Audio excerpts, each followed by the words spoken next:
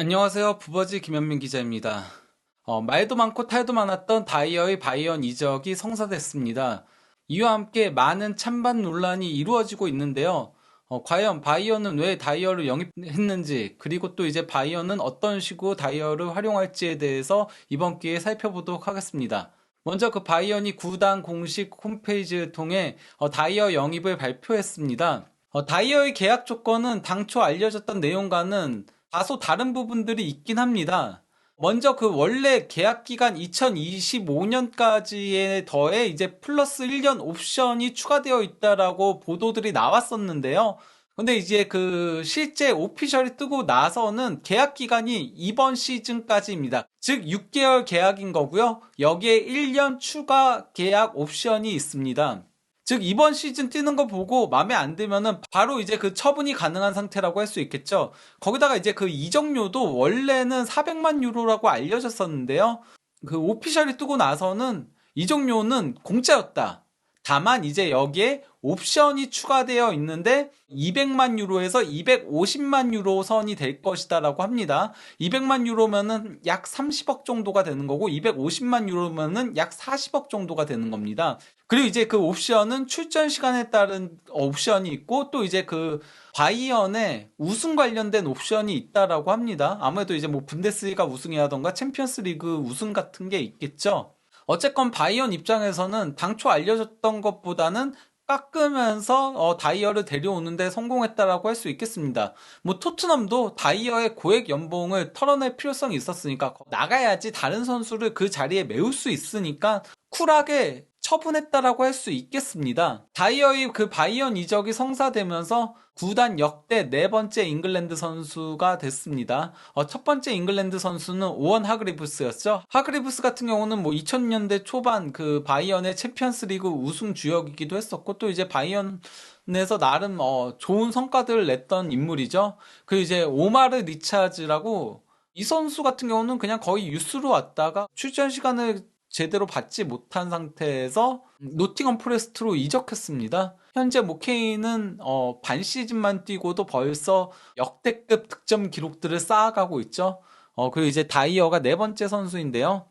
다이어는 바이언 이적에 대해서 뭐라고 얘기했냐면요. 모든 어린이들이 바이언과 같은 클럽에서 뛰는 꿈을 꾸는 것처럼 나에게도 이번 이적은 꿈이 이루어지는 거나 마찬가지다. 바이언은 놀라운 역사를 지닌 세계에서 가장 큰 클럽 중 하나이다. 나는 다재다능한 수비력으로 팀에 기여하고 싶고 새로운 팀원들과 함께 내 개인 의견으로는 세계에서 가장 아름다운 경기장 중 하나인 알리안츠 아레나에서 팬들을 만나는 걸 고대하고 있다라고 한 겁니다. 그리고 이제 그 토마스 투엘 감독은 다이어의 영입에 대해서 그는 센터백의 스페셜리스트다. 우리는 그를 센터백 포지션에 쓸 수 있고 3백의 오른쪽과 왼쪽에도 세울 수 있다. 심지어 그는 몇 년 전만 하더라도 프리미어 리그에서 수비형 미드필더로 뛰곤 했다라고 한 겁니다. 그리고 이제 그 바이언의 프로인트 단장은 뭐라고 했냐면요. 우리는 매우 좋은 수비수를 영입하게 되어 정말 행복하다. 그는 상당히 유연한 선수이다. 그는 미드필드는 물론 오른쪽 풀백과 그리고 최근 들어서는 센터백으로 주로 뛰고 있다. 그는 정말 좋은 인성을 가지고 있고 좋은 선수이다. 그의 경험은 그라운드 안팎에서 우리에게 좋은 영향력을 행사할 것이다라고 한 겁니다. 이런 가운데 이제 그 바이언 구단 공식 홈페이지에는 다이어에 대한 소개가 올라왔는데요. 포르투갈 유스 출신, 잉글랜드 대표팀 경력, 그리고 또 이제 케인과의 우정 이렇게 소개를 한 겁니다. 하지만 이제 여기에 달린 댓글 반응은 그렇게 좋지 못합니다. 일단 뭐 맨 위에 달린 댓글은 약간 싼라지 않아? 이렇게 올린 거고 케인과의 우정이라니 공식 홈페이지는 좀 쉬세요. 이러고 케인과의 우정과 같은 문장이 붙다니 정말 농담과도 같다. 이렇게도 올라왔고 그의 진짜 업적은 케인과의 우정이다. 이런 것도 있고 잉글랜드 홈그로운이 아니다. 공식 홈페이지가 정말 쓰라린가 보다. 아마도 이 선수를 소개하고 싶지 않았을 것이다. 이런 식으로 올라왔고 그 뒤에도 쭉 안 좋은 댓글들이 많아요. 다이어 관련한 거에는 안 좋은 댓글들이 정말 많이 달려 있긴 하거든요. 하지만 여기에 대해서 이제 그 디 애슬레틱의 토트넘 전담 기자죠. 에클레시어는 뭐라고 이 칼럼을 올렸냐면요. 다이어, 그를 사랑하든 말든 그는 토트넘 최근 역사에서 가장 중요한 선수 중 한 명이다라고 이제 기사를 올린 겁니다. 그러면서 이제 그 SNS에다가 뭐라고 얘기했냐면요. 프로의 표본으로 묘사되었음에도 불구하고 다이어는 최근 몇 년간 이상하게 양극화되는 인물이었다. 이렇게 평가절하되어선 안 된다라고 한 건데, 물론 뭐 다이어가 최근에 정말 부진했었고 그러면서 이제 그 토트넘 팬들의 원성을 자아냈던 것도 사실이긴 하죠. 하지만은 과거에는 또 이제 토트넘에서 좋은 모습들을 보여주면서 손흥민, 델리알리, 에릭센, 케인 등과 함께 팀의 챔피언스리그 준우승과 또 이제 그 포체티노 감독 시절 황금기 주역 중에 한 명이기도 했었잖아요. 그거는 인정해 주자라고 이제 칼럼을 올린 겁니다. 어쨌건 간에 그 다이어는 최근에 부진으로 인해 이 영입에 대해서 완전히 양극화된 그런 반응들이 있거든요. 그러다 보니까 이제 키커지에서도 칼럼 제목으로 뭐라고 적은 거냐면요. 페리시치 아니면 블린트, 다이어는 어느 길로 향할까? 이렇게 올린 건데요. 그러면서 이제 뭐 맨 위에 적혀 있는 거는 에릭 다이어, 수비 강화를 희망하는 선수? 그가 물음표를 붙인 거예요.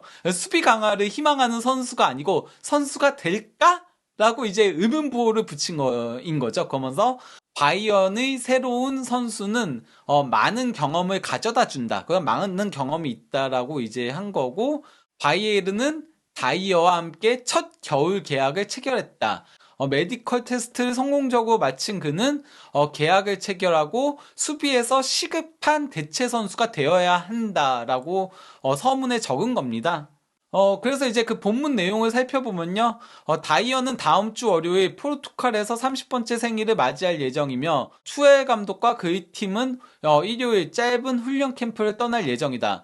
그곳에서 다이어는 팀과 경기 스타일을 최대한 빨리 익혀야 하는 데다가 몸을 만들기 위해 훈련 집중 코스를 밟아야 한다. 다이어는 실전 감각이 부족하다. 토트넘 감독 포스테코글루는 잉글랜드 대표팀에서 A매치 49경기에 출전해 3골을 넣은 오랜 기간 팀의 주전이었던 그를 이번 시즌 단지 4경기에 출전시켰을 뿐이다.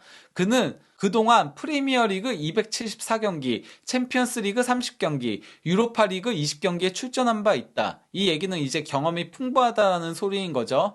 다시 본문으로 돌아와서 그는 외국 생활에도 익숙하다.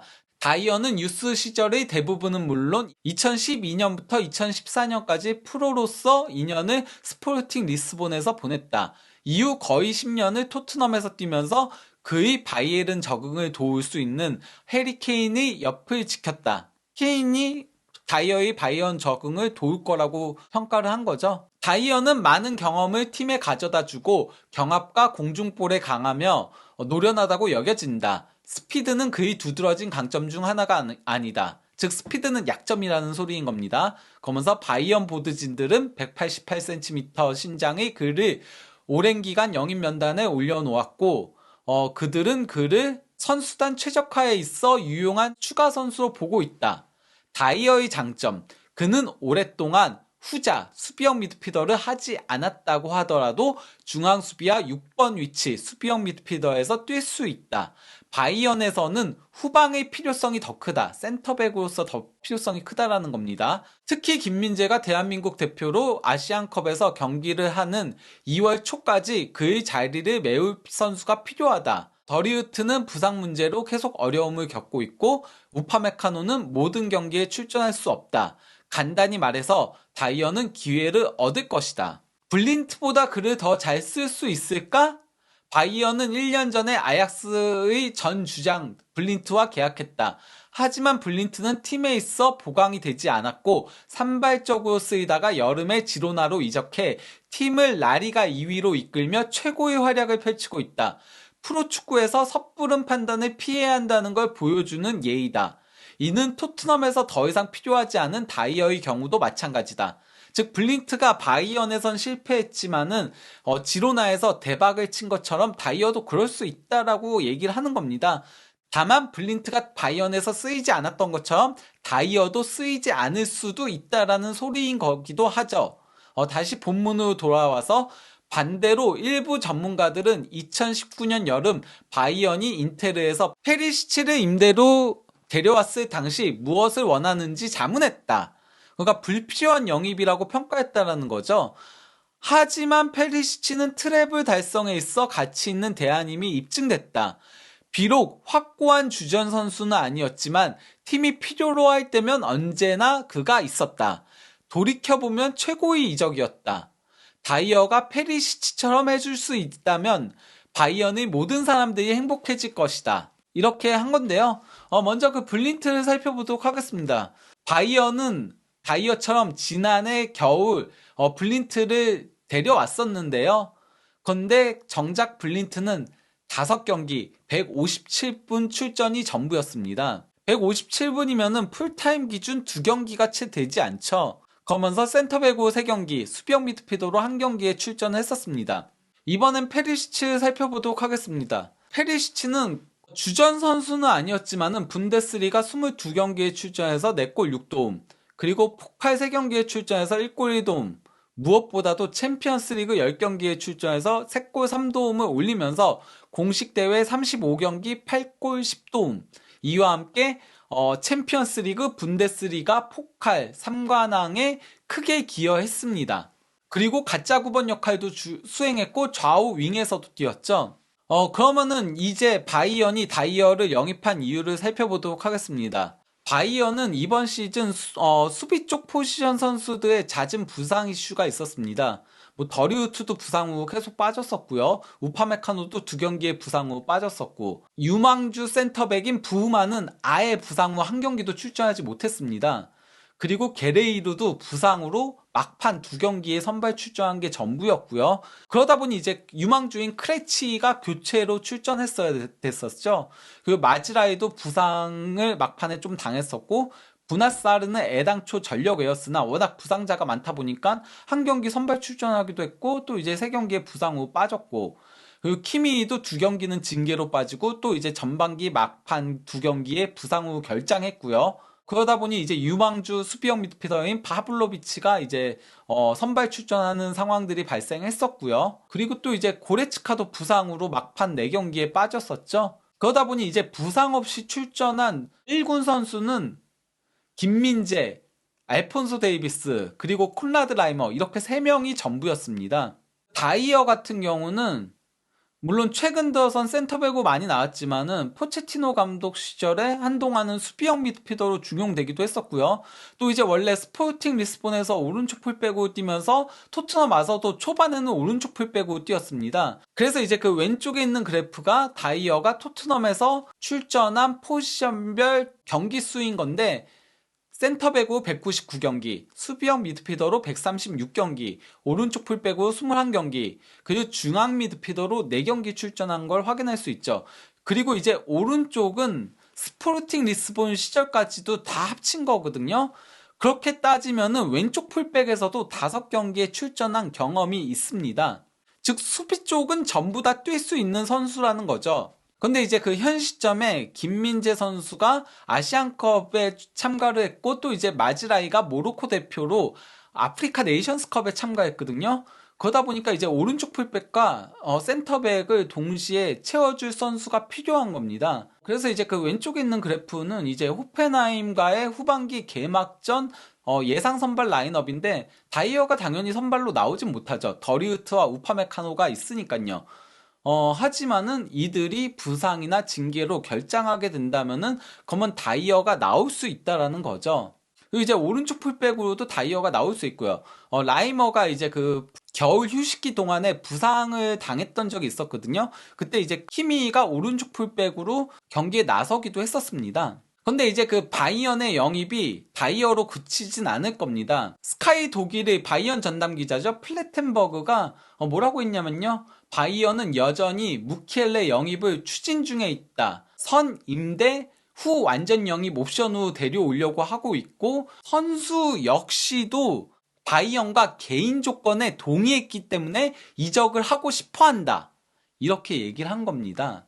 여기에 더해 플레텐버그 기자가 추가적으로 만약 바이언이 무키엘레 영입에 실패한다면은 갈라타사라이 오른쪽 풀백인 사샤 부이 영입으로 전환할 것이다라고 한 건데요. 그러면은 무켈레는 어떤 선수인지 먼저 살펴보도록 하겠습니다. 라이프치히에서 이제 스타덤에 올랐었죠.